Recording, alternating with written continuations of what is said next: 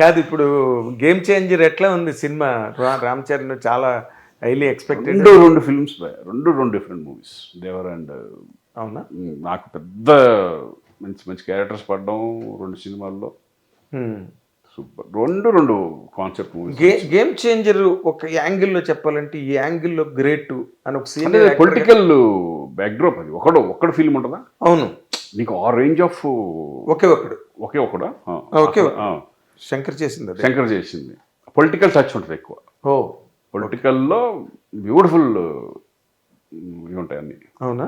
చాలా అంటే నార్మల్గా ఎలక్షన్ తర్వాత ఇప్పుడు వస్తుంది కాబట్టి ఇది ఎలక్షన్ ఒక పార్టీకి సంబంధించింది కాదుగా, ఇది ఓకే జనరలైజ్ గా ఉంటుంది. అదే ఒక్కడన్నావుగా ఒక గవర్నమెంట్ సిస్టమ్ ఎలా ఉండాలి ఏంటి అట్లా టైప్ ఆఫ్ చాలా బాగా. ఎందుకంటే నాకు నేనున్న సీన్సే నాకు ఎక్కువ తెలుస్తాయి. అంతేగా బయట వాళ్ళు మా కో ఆర్టిస్టులు వాళ్ళు చెప్పేవి వాళ్ళే ఉంటారు కదా. అందరూ ప్రతి ఒక్కళ్ళు ఆ సినిమా కానీ దేవరా కానీ.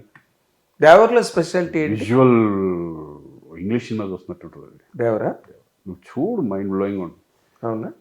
ఇంగ్లీష్ అసలు నువ్వు ఊహించలేము మనం ఇట్లా ఉంటుందని. మేము చేసేటప్పుడే మేము షాక్. అది చేసేటప్పుడు నీకు గ్రాఫిక్స్ ఏముండవు కదా జనరల్గా. అవును, అంత చూస్తేనే ఏదో ఒక వేరే లెవెల్లో ఉంది. అదే కనుక సీజీ వచ్చేసిన తర్వాత ఎలా ఉంటుంది అనేది నెక్స్ట్ లెవెల్లో ఉంటుంది కదా. నెక్స్ట్ లెవెల్లో ఉంటుంది అలా. సో కొట్టాల శివ కూడా ఇప్పుడు ఛాలెంజ్గా చేయాల్సిన పరిస్థితి. లేకపోతే అంత తారక్ కానీ వీళ్ళు కానీ సబ్జెక్టులు చేస్తున్నారంటే చాలా జాగ్రత్తగా ఉంటారు కదా. ఒక్కోసారి చిన్న మిస్ఫేర్ అవ్వచ్చాము కానీ బట్ చాలా కేర్ఫుల్గా ఉంటారు అంతా. అవును. ఇప్పుడు రామ్ చరణ్ తారక్ ఇద్దరిని కనుక తీసుకుంటే వాళ్ళిద్దరిలో ఉన్న సిమిలారిటీ నీకేం కనిపించింది శ్రీకాంత్? ఓకే భయ నేను చెప్పిన ఒక్కొక్కళ్ళది ఒక్కొక్క స్టైల్. ఇద్దరు కష్టపడేవాళ్ళు, ఇద్దరు మంచి ఆర్టిస్టులు. ఒక బాగా డెవలప్ ఉన్నప్పుడు చరణ్ ఉన్నాడు, స్వతహాగా డెవలప్ అవుతూ ఈరోజు ఆస్కార్ లెవెల్కి వెళ్ళిన హీరోలు ఇద్దరు. వాళ్ళిద్దరు గురించి ఎగ్జాక్ట్లీ నేను అందుకే అడిగాను. వాళ్ళిద్దరు కలిపి చేసి వాళ్ళ తర్వాత మళ్ళీ నేను వాళ్ళిద్దరితో చేస్తున్నాను. అంతకుముందు చేశాను, చరణ్తో చేశాను. చరణ్ నాకు చిన్నప్పటి నుంచి బాగా పరిచయం. తారకు ఇండస్ట్రీకి రాకముందు నుంచి తెలుసు నాకు. ఓకే, ఇద్దరు తెలుసు నాకు. ఇద్దరు మెంటాలిటీ అంతా చక్కగా నన్ను అభిమానిస్తారు. నేను వాళ్ళని రెస్పెక్ట్గా, నేను కూడా వాళ్ళు ఎంత చిన్న వాళ్ళని వాళ్ళతో ఒక రెస్పెక్ట్గా ఉంటాను, వాళ్ళు నాతో రెస్పెక్ట్గా ఉంటారు. ఓకే అన్న అనుకుంటా. ఓకే, ఈ రెండు రిలీజ్ అయిన బాబాయ్ అనుకుంటా, ఇట్లా వాళ్ళు బాబాయ్ అనుకుంటాం, వాళ్ళు అన్న అనుకుంటాడు. ఇట్లా సరదాగా ఉంటుంది అంతా.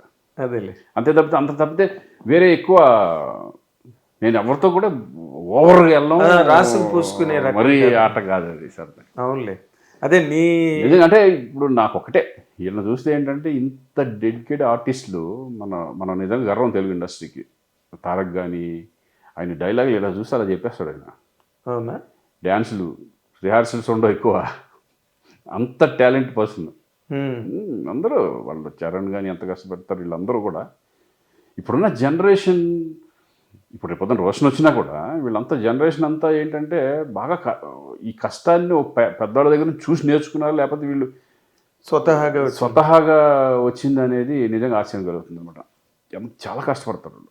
అదే ఎడ్యుకేషన్ వాళ్ళు. ఇంకోటి ఓన్లీ అదే కాకుండా స్క్రిప్ట్ మీద ఇప్పుడు అల్లు అర్జున్ కానీ బన్నీ చూస్తాం, బన్నీతో చేశాను కదా నేను. అవును. వాళ్ళు ఎంత వచ్చిన తర్వాత షూటింగ్ అయిపోయి వచ్చిన తర్వాత కూడా వాళ్ళు రేపు ఏం సీను ఎట్లా ఉంటుంది ఏంటి అనేది అంత కష్టపడతారు రిహార్సల్ చేసుకుంటూ. బన్నీ విషయంలో రిలాక్స్ అవ్వరు అసలు వాళ్ళు.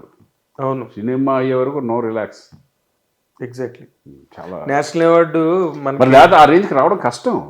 ఎవరన్నా ఒక లైమ్ లైట్ లో వచ్చాడు హీరో, ఒక సక్సెస్ అయ్యాడంటే వాడు వెనకాల కష్టం అనేది 100% ఉంటుంది. అవును, ఏదన్నా అనుకోవచ్చు తర్వాత అటు వెళ్ళి కానీ వాడు కష్టం అనేది 100% పడతారు మన ఆర్టిస్టులు. అదే